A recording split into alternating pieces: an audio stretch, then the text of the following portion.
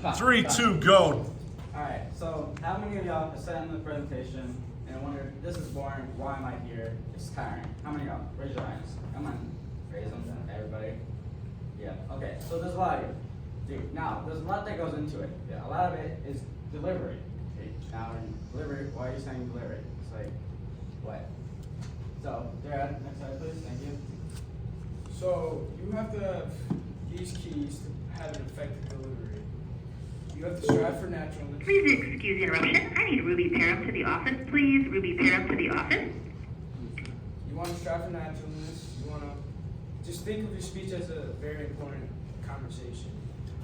You want to show your enthusiasm to the audience, and this will help you develop a flow in your speech.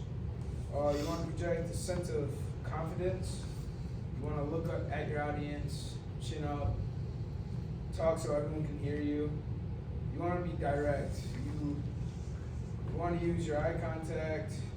You also want to have a friendly tone, as well as, use So, visuals. give me some examples of showing your sense and projecting your sense of confidence.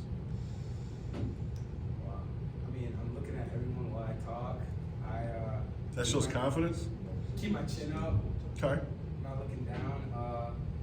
What else? So if I speak loud and I do this, does that project confidence? No. No. You want to speak Spaz. up. I hear you though. Yeah, click to the next slide quick. Nice try. Delivery methods. There's normally about 4 delivery methods. You got impromptu, you got memorizing it, and you got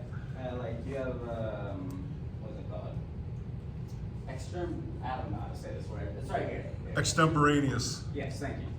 Yeah. And so you have all these different styles and so you're like, how can this impact me delivering speech?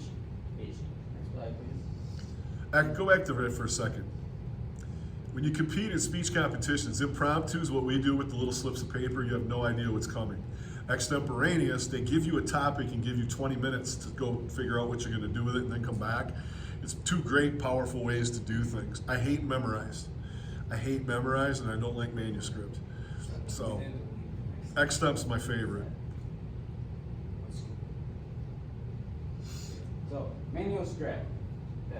So you have basically paper that you have normally on a podium, you're on a stage, you have a bunch of people around you, and you're basically reading off that script. That's pretty boring. Like, you don't really want it. You just don't want to look up, down. Sometimes it works, sometimes it doesn't. It's not the best. Next one is memorize. This can be helpful, but it's very difficult. It's very tricky to understand it. You have to memorize every single word, line that you're trying to say, and you're tend to mess up a lot. It's not the best. Question. The biggest risk is forgetting. Somebody says something, audience, somebody coughs, somebody cracks a joke, and you lose your spot. What do? If you've got it memorized, you just can't, you totally brain fart. What do? You just answered my question. You don't know what you're gonna do until you're in that situation. That's why I cannot stand memorized delivery. I hate it. Every speech should change every time you give it. Next one is impromptu. Like Mr. Gross said, they give you a certain amount of time and gave a topic, you gotta come up with a speech. This is kind of how we're doing it. We're kind of doing an impromptu. We're kind of just going with the flow, going with our slides, as we know our information, but for the most part, we're talking to you guys as we're telling you about it. Lean more towards extemporaneous, because impromptu, I'd say, I'm gonna give you guys the topic, go talk up front, talk on delivery. Yeah. Now you gotta do it off the cuff. Extemp, you had time to prepare. Yeah, so our impromptu is pretty much like those 10 slides, they give us 10 slides, they give you a topic, and you just gotta go with it, go with the flow. Love it. Next one, add mine, I'm trying to pronounce the word, I still cannot. Extemporaneous. Extemporaneous. Okay. You have a speech with an outline, but it's more free going. You know what you're talking about, you know what you're doing, but it's not like you memorize it or you have a script that you're going line by line by. Somebody asks you a question, then they ask a comment, they make a joke. You're not gonna like fall off track. You're just going with the flow. It's more natural, it's more calming, and it keeps everybody more engaged. All right, the role of voice in delivery. So tone and inflection are a big part of this. tone conveys your emotions and influences your audience's perspectives. Inflection adds variation to your speech, as well as like emphasizes your key points. Volume control, like Mr. G said, you don't want to be too loud, but you also don't want to be too quiet. Definitely don't want to be too quiet. Volume affects your audience's reception in order like to gain the knowledge. Go back to that previous slide just for a second.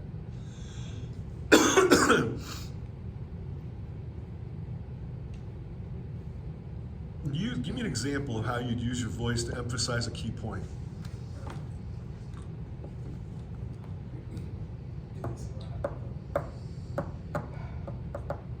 Use your voice to emphasize a key point.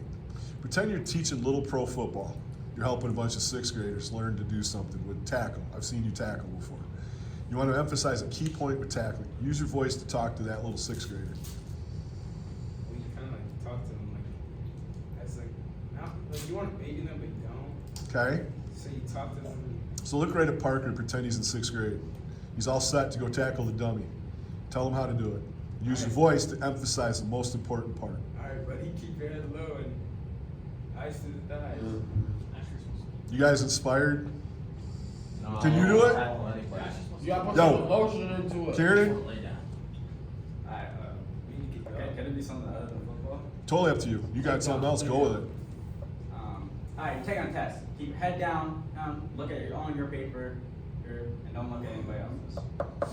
Not bad. See, if I'm looking at Parker, sixth grade, my thing is good. Dude, I need your eyes up, eyes up, eyes up. See what you hit. Following me? I'm driving home that point with my voice, my inflection, my eye contact. You can use it because put your head down, you risk spinal injury, neck injuries, and all that other good stuff. See what you hit, eyes up. Okay. Only skipper goes through again. That's you're in charge, dude. So body language and delivery.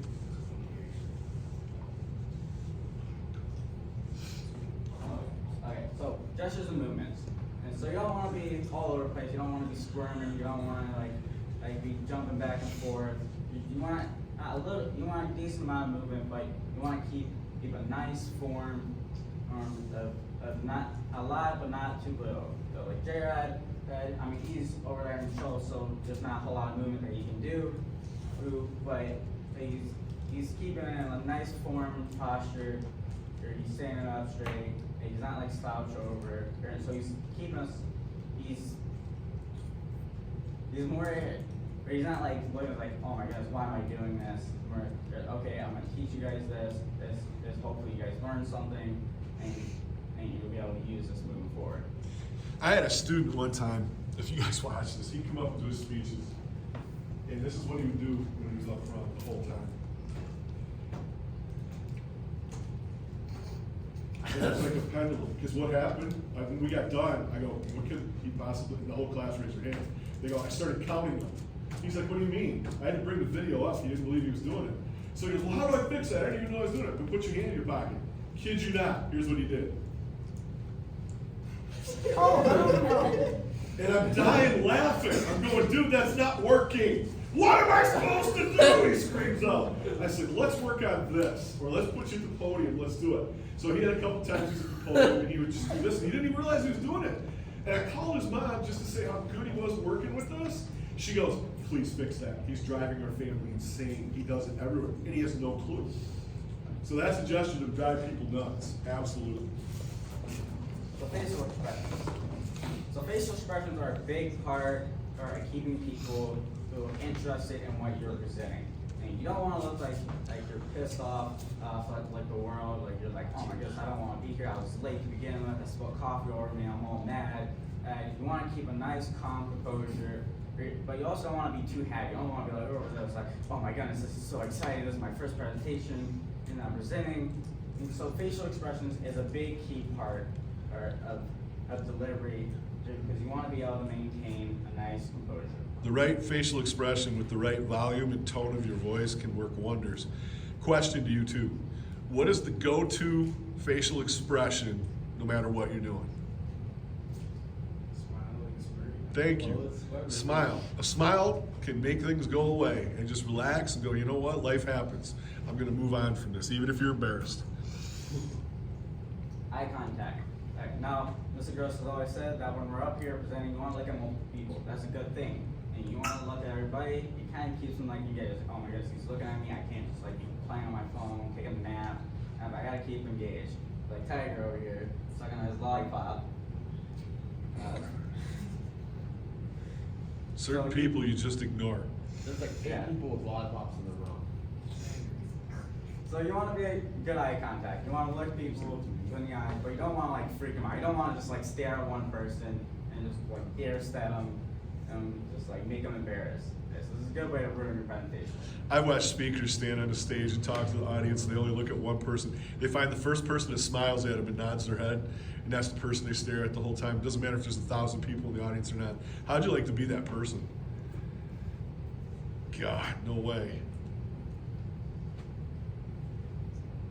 So posture and positioning, we talked a little about this. You want to stay up straight. You don't want to be like hunched over. Or like Xander, he looks like he's like all relaxed. He's like all leaning back. He's chilling, He stands like that. So, but he's chilling. Yeah, so he's chilling. My fault. He feels relaxed, but no, he's paying attention. And so you want a good posture. You don't want to be upright, rigid, but you also don't want to be like super relaxed, like you're sitting on your couch or your bed. That's slouchy. Hey, let's leave it there. Xander, with non-gray hair. Tell me that doesn't look like Grandma D. It kind of does. I saw that immediately. Looks like She's Grandma got her D. silver hair now. 2015 Granny. So you guys show me a positive when we do this again, posturing and positioning. Show me an example of something you want to convey to our audience right here. Do you want to be super formal? Do you want to be super laid back? No. So how do you be chill? So I guess in this one, it's kind of like me. So I'm not like standing like this. I'm not like this. Military. Yeah, I'm not like all professional like, but I'm also Like not, or like, sitting is in it the like chair professional or is it this. professional? Is it like? Is it like professional or is it professional? Alright, you kind of throwing me off, but either way, like, you don't want to be like all straightforward, straight, nice and forward, or like your chest puffed out, Or like Michelle. but you also don't want to be like scrunch over like Jared right now. Like you don't care. You can put your tongue back too, thank you. Keep it out. Alright, integrated voice and body. Vocal and physical cues. Synchronization of both Good. these cues enhance your message reception to your audience. For instance, matching your tone and your body posture will reinforce and impact. That's key. They It'll can be help powerful convey your together. confidence and lead to a more compelling presentation. Period. Avoiding distractions. See, I'm not sitting here staring at Xander do what he's doing with the lollipop the whole presentation. I'm Ignore, focused. avoid the distraction. Yeah. You ain't locked in, but What worries me is he's doing that with the sucker while somebody's massaging his back.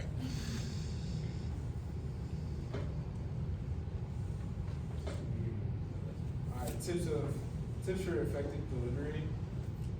Audience engagement. You want to engage with the audience so they aren't bored or messing around.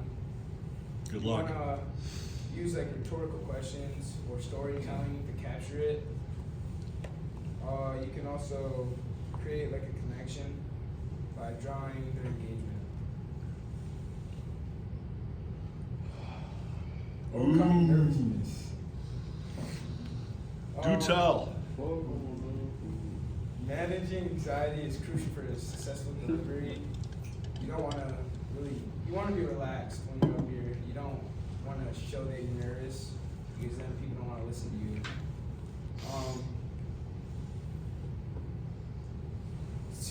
Techniques that you can do to help with this is deep breathing, visualizing your speech, and positive affirmations to help calm your nerves. Breathing is absolutely important. You just got to take deep breaths. I take monster deep breaths while I listen to the beginning of Lose Yourself by Eminem. Got one shot, one opportunity. Visualization, question. If you, let me see, if Paige is on the mound throwing the ball, and she's thinking just before she pitches, boy, I hope I don't throw this high. There's chances are pretty good she's gonna throw the ball high. As opposed to, watch this, bottom right corner, I'm gonna pepper the side of the plate, strike this bitch out. Okay, as we get to that. That's huge. And the positive affirmations are gigantic when you visualize yourself doing the right things. I'm gonna tell you one other thing. I've got a speech that's extremely important to me coming up in May down in Indiana. I started practicing it last week. I get 19 minutes and it's gotta be perfect. So practice, practice, practice. It builds confidence. I practice in front of the trees in the woods. Did they talk back? No, but the deer was stomping her hoof at me. She wasn't real happy with what I was doing. She wanted the food. And so in all, delivery is very important to your speech because you need to learn how to write or tell your speech, whatever you're trying to convey. You want to make sure your body, your eye contact, like your nervousness, you want to make sure those are all under control. Your voice, your volume, and you want to bring all those together. And by bringing all those together, you can create a good presentation and making sure people who are actually listening and you can actually learn something from what you're conveying. Thank you. That's it. Cool. You want to just do yours right now, dude, and I can do them both together? I say we give them a little break. You're on a roll. Once again, you're thinking without your license. I have extra candy if you'd like another piece. Help yourself while we're in between. Vultures. Yo, I didn't even get a piece to start. All right. Can I get a drink?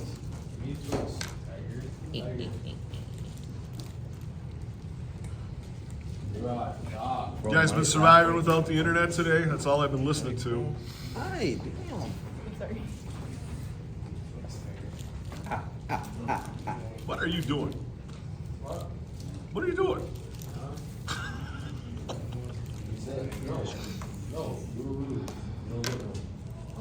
Bro might laugh like Marty McFly. Sir.